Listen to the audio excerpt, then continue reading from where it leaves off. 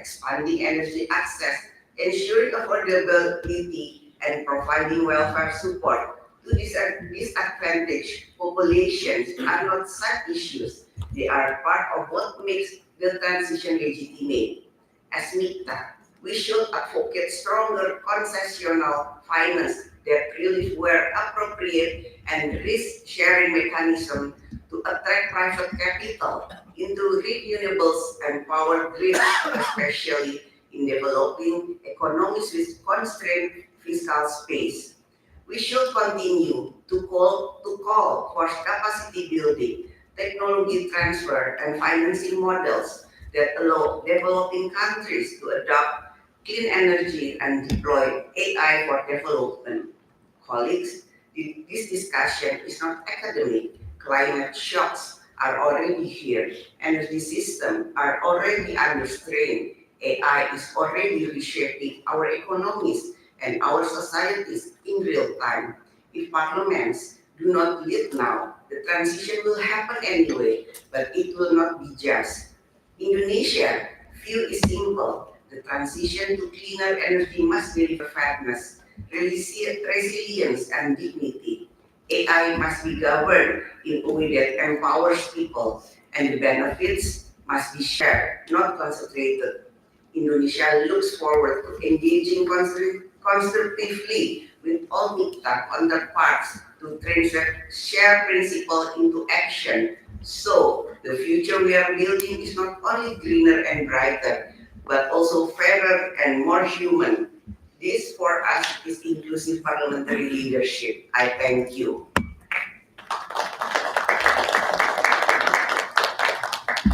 네, 의장님 말씀 감사합니다. 다음은 파울리나 루비오 멕시코 하원 부의장님께서 발표해 주시겠습니다. Gracias, estimados colegas. Desde 1956, Marion Hubert, geofísico estadounidense, alertó al mundo sobre el llamado peak oil, es decir, el momento cuando se extrae la mitad del petróleo disponible. Ese momento ya llegó hace algunos años atrás. Los expertos hablan de 50 años más de producción. Reservas mundiales probadas de petróleo se contabilizan en 1.7 mil millones de barriles al final del 2020. Al ritmo de esta extracción actual, las reservas mundiales de petróleo en el mundo estarán seguramente agotadas para 2050. Y aún sabiendo esto, la demanda de combustibles fósiles tiende a aumentar. La pregunta es, ¿qué estamos haciendo para evitar el caos? Porque este posible caos amenaza a la seguridad internacional, no solo porque la extracción pone en riesgo la propia base ecológica del planeta, sino porque el sistema productivo y de consumo mundial se basa en la utilización masiva de combustibles fósiles y vendrá entonces el conflicto. Es una relación insostenible entre el desarrollo económico e industrial confinada con el consumo de recursos naturales no renovables que compromete el mantenimiento vital del planeta y cuyas implicaciones se traducen en afectaciones reales, tales como el aumento del pH de los mares, cambios en la química del oxígeno, alteraciones en las corrientes oceánicas, disminución del agua dulce disponible, además, dicho sea de paso, de los conflictos políticos que generan.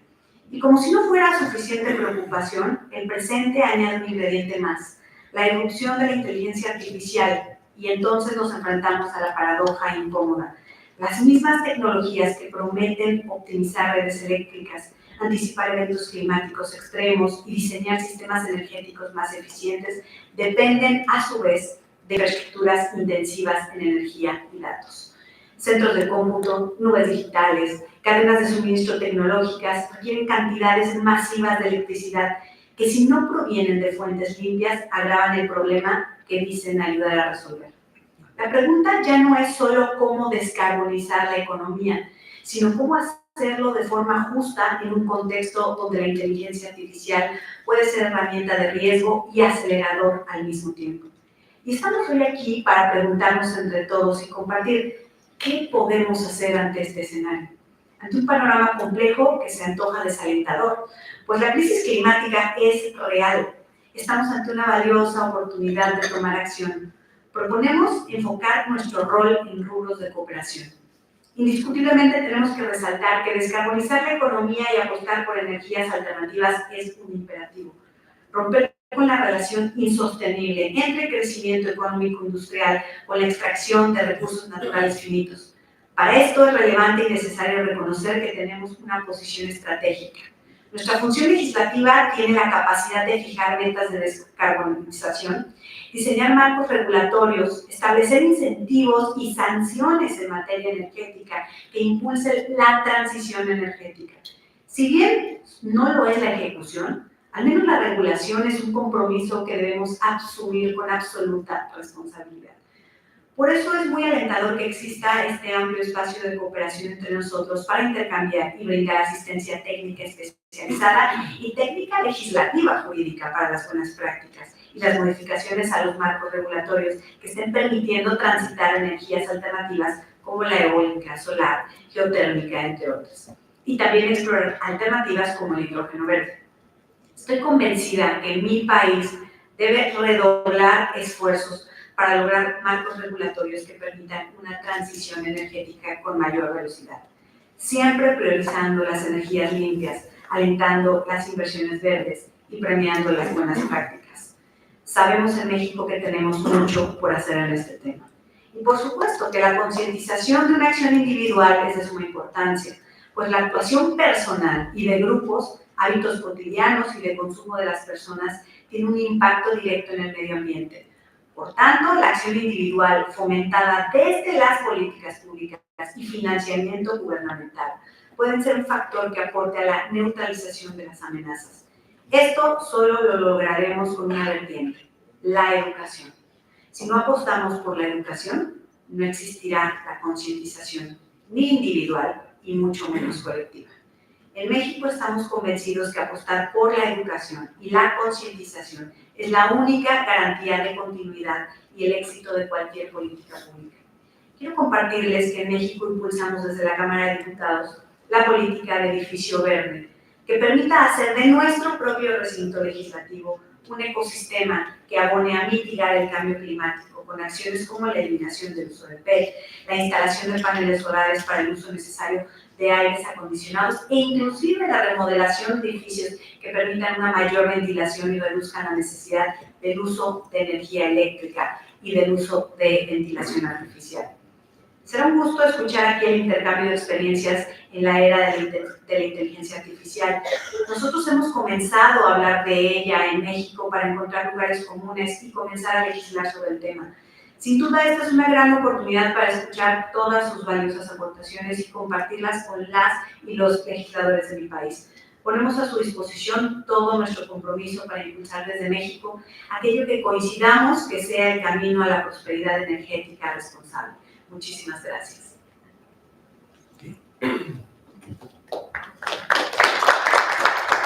네, 페르난데스 부의장님 발표 감사합니다. 다음은 튀르키예의 메블리트 차우슈올루 국회의원님의 발표를 듣도록 하겠습니다. Thank you very much, Mr. Chair. Esteemed colleagues, our world is at a historic crossroads. Two transformative forces, the climate crisis and the rise of artificial intelligence, are reshaping every dimension of our economies, societies, and governance. The challenge before us is no longer about choosing between growth and sustainability, but about redefining progress itself. In this new era, Parliament must lead not only through legislation, but through vision. Our role is to ensure that this transformation from fossil dependence to green innovation, from industrial economies to intelligent ones, remains just, inclusive, and human-centered. The energy transition, while essential, is not simply a technological shift. It is a moral and social contract that determines who benefits, who adapts, and who might be left behind. As parliamentarians, we must guarantee that the green transition doesn't deepen inequality, but instead becomes a driver of fairness, opportunity, and dignity. Since the Paris Agreement, we have witnessed unprecedented progress in clean energy technologies. But the real test lies in making this transition accessible to all, ensuring that developing nations are not mere spectators in the green revolution, but active partners shaping its direction. To this end, legislative leadership is indispensable. Through effective laws, transparent oversight, and equitable financing frameworks, we can translate global climate commitments into national action. In 튀르키예, we recently adopted our first ever climate law, establishing a robust legal foundation for governance, accountability, and financing. It charts our path towards net zero emissions by 2053, supported by a green finance strategy, an emissions trading system, and a national green taxonomy. We view this not as an obligation, but as an opportunity to modernize our economy, generate green jobs, and strengthen energy security. Today, renewable energy accounts for nearly 60% of our installed capacity, placing us among the top countries globally. And our goal is to increase this further to 69% by 2053, but we know that numbers alone are not enough. The real success lies in the justice of transition, in ensuring that no community, no country, and no person is left behind. Artificial intelligence, meanwhile, is redefining how we understand efficiency, risk, and innovation in the energy sector. AI-enhanced power systems, smart grids, and predictive analytics are already transforming the way we manage production and consumption. Yet these advances also bring new ethical and regulatory challenges, data privacy, cybersecurity, and energy demand for large-scale computing. Here again, parliaments must act as ethical anchors, ensuring that AI serves humanity, not the other way around. The goal is not only to innovate faster, but to innovate wiser, aligning digital progress with environmental responsibility. A just and sustainable transition also demands stronger international solidarity. We must expand green financing, sharing technologies, and establish fair carbon mechanisms that do not penalize the vulnerable. For countries most affected by the climate crisis, access to clean, affordable, and secure energy is not a privilege, it's a right. This is why cooperation platforms such as MIKTA are invaluable. Together, we represent a bridge between continents, economies, and experiences.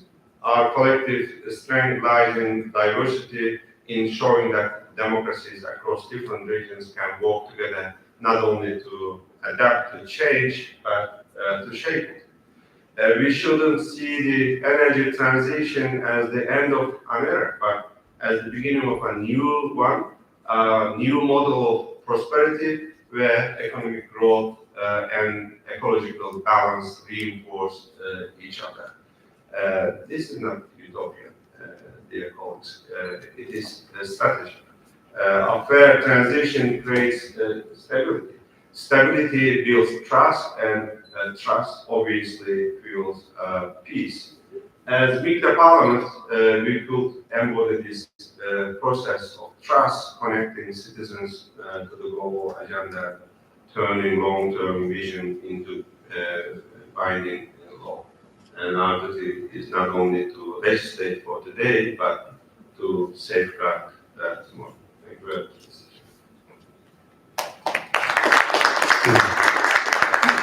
네, 차우쇼로 국회의원님 말씀 감사합니다. 다음은 호주의 고든 리드 하원 의원님께서 발표해 주시겠습니다.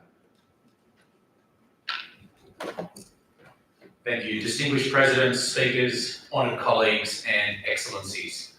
I'd like to thank again the Republic of Korea for hosting this 11th MIKTA for 2025, and again extend Australia's condolences to both the Republic of Korea and to 튀르키예. I am honoured to address this MICTA gathering on behalf of the Australian Government, a government firmly committed to ensuring that our transition to a decarbonised future is just, inclusive and guided by the values of democracy, fairness and scientific integrity. MICTA's unique composition, bridging advanced economies and emerging powers, the global north and the global south, the Indo-Pacific and beyond, positions us to lead a cooperative and pragmatic response to the defining challenge of our century, the intersection of the climate crisis and the technological transformation.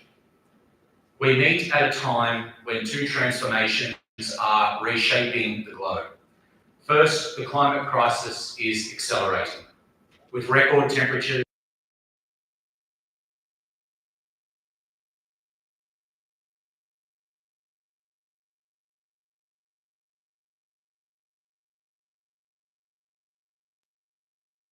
predictive analytics in agriculture to algorithmic control in energy systems. The convergence of these forces demands that we act not only with urgency, but with wisdom. A just energy transition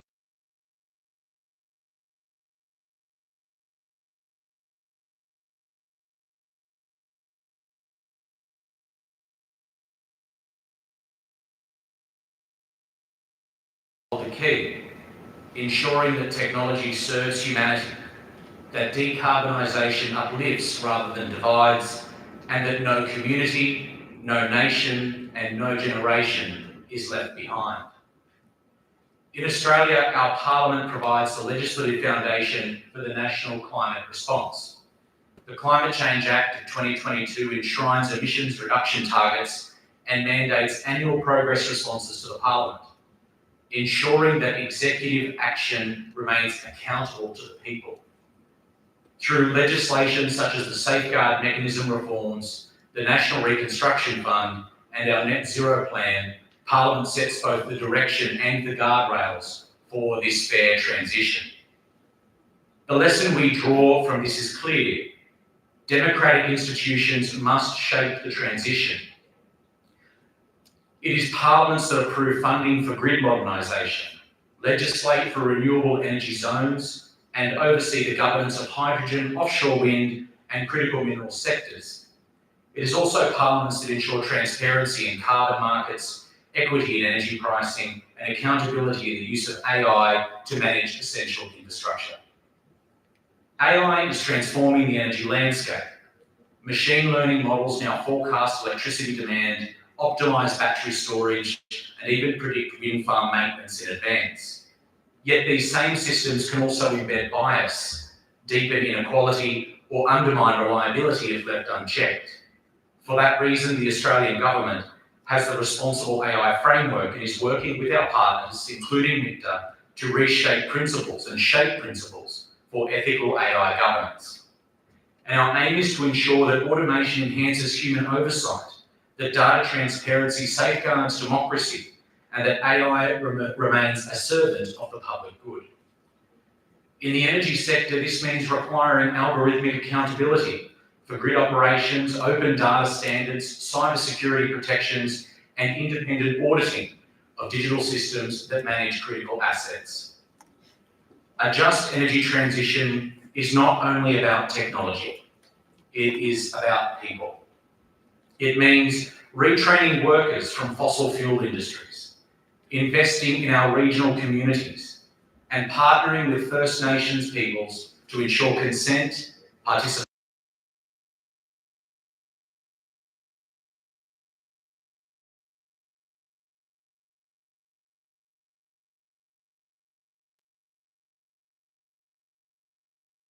economies and ensuring that no worker is left behind. This is a model of inclusive decarbonisation that aligns with MICTA's shared values. We also recognise that justice extends beyond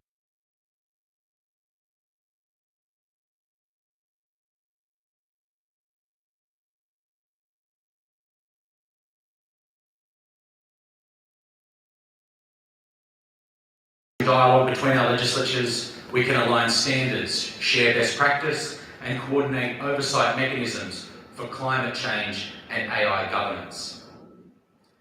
Finally, none of this can succeed without the public trust.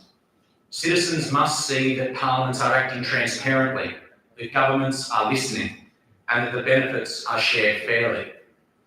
In Australia, this is achieved through regular climate change statements to the Parliament, opening data on emissions and renewable investment, and a strong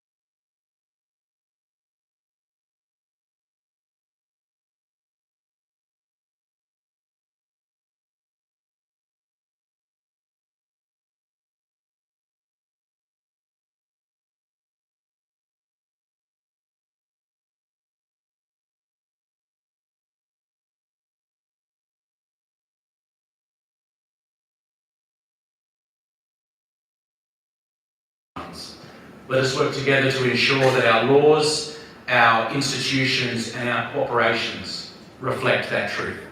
Thank you.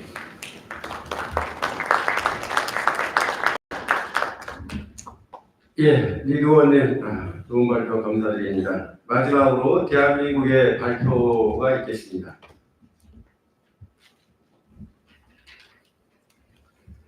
네, 존경하는 믹타 회원국 의회 지도자 여러분, 우리는 지금 인류의 미래를 완전히 바꿔놓을 수도 있는 두 개의 거대한 흐름이 교차하는 시대에 서 있습니다. AI로 대표되는 기술 혁신 그리고 기후위기의 가속화입니다. 가뭄과 폭우, 폭염과 산불 같은 기후재난이 일상화되었습니다. 생태계와 인류에 미치는 파괴적 영향을 최소화하기 위한 기후 마지노선, 지구 평균 기온 상승 1.5도씨 지금 추세대로라면 앞으로 3 내지 5년 안에 이 한계선을 넘어설 것이라는 경고가 이어지고 있습니다. 기후위기 주범인 온실가스 배출량을 줄이기 위해서는 화석연료 기반 전력 생산 체계의 전환이 필수적입니다. 하지만 여기에는 새로운 도전이 있습니다. 기술혁신에 따른 폭발적인 에너지 수요 증가입니다. 국제에너지기구는 전 세계 데이터 센터의 전력 소비량이 2024년 415테라와트시에서 연평균 약 15%씩 증가하여 2030년에는 약 945테라와트시로 2배 이상 늘어날 것으로 전망합니다. 이는 일본의 한 해 전력 소비량과 맞먹는 수치입니다. 그렇습니다. 지금 우리는 기술 혁신을 가속화하면서도 기후 위기에 대응해야 하는 복합적인 도전에 직면해 있습니다. 에너지 전환과 기술 혁신을 뒷받침할 안정적인 에너지 확보라는 두 가지 과제를 동시에 해결해야 합니다. 이것은 경제와 산업 구조, 나아가 사회적 가치 체계의 재구성을 동반하는 새로운 산업 운명으로의 전환을 요구합니다. 이러한 전환을 이루기 위해 우리는 R200, 탄소 국경 조정 제도 등 새로운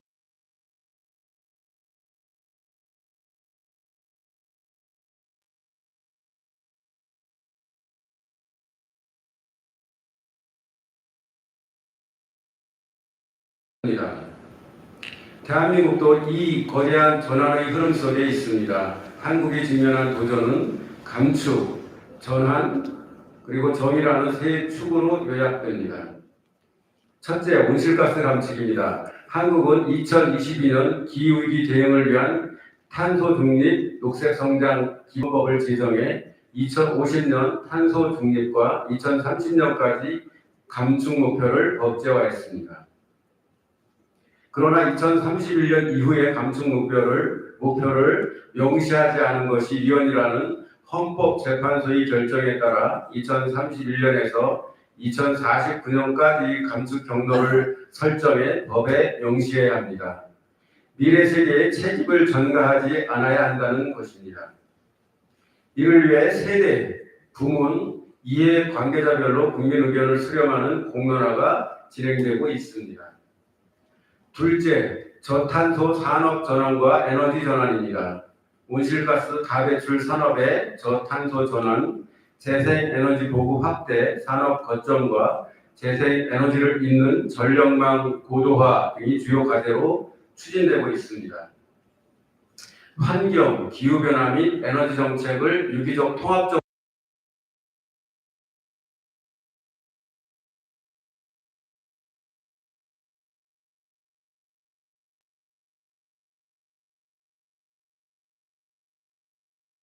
실현입니다. 한국은 오랜 기간 석탄 화력 발전에 의존해 왔습니다. 한때 우리나라 최대의 발전원이었으나 탄소 중립 정책에 따라 그 비중이 점차 줄어들고 있습니다.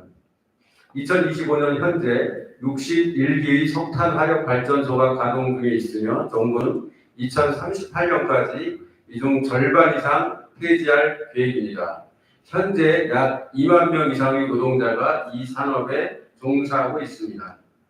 정의로운 전환이 뒷받침되지 않는다면 대규모 고용 불안과 실업, 지역경제 침체, 인구 유출 등 복합적인 사회 경제 위기가 초래될 수 있습니다. 이에 대비하기 위해 고용 보장과 직업 재교육, 실업에 대한 보상, 지역경제 재활성화를 위한 지원과 신산업 유치, 취약계층을 위한 에너지 복지 확대 등 포괄적 지원 체계 구축 방안이 논의되고 있습니다. 정의로운 에너지 전환을 실현하기 위해서는 의회의 역할이 무엇보다 중요합니다. 의회는 입법을 통해 제도적인 기반을 구축할 수 있습니다.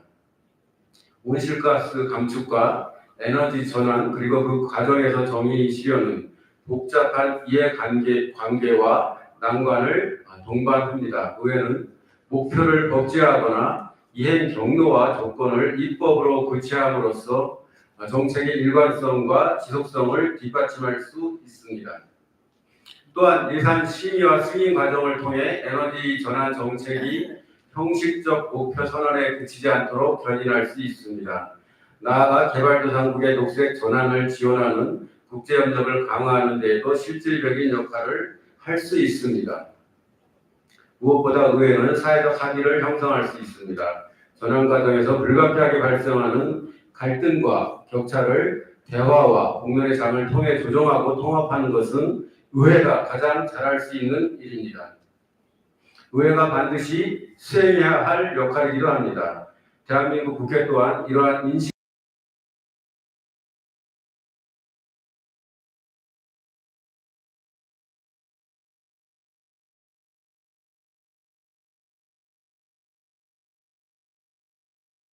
개정했으며 현재 영농형 태양광 지원법 개정도 속도를 높이고 있습니다. 아울러 저탄소 산업 전환을 위한 K-스틸법, 공공부문의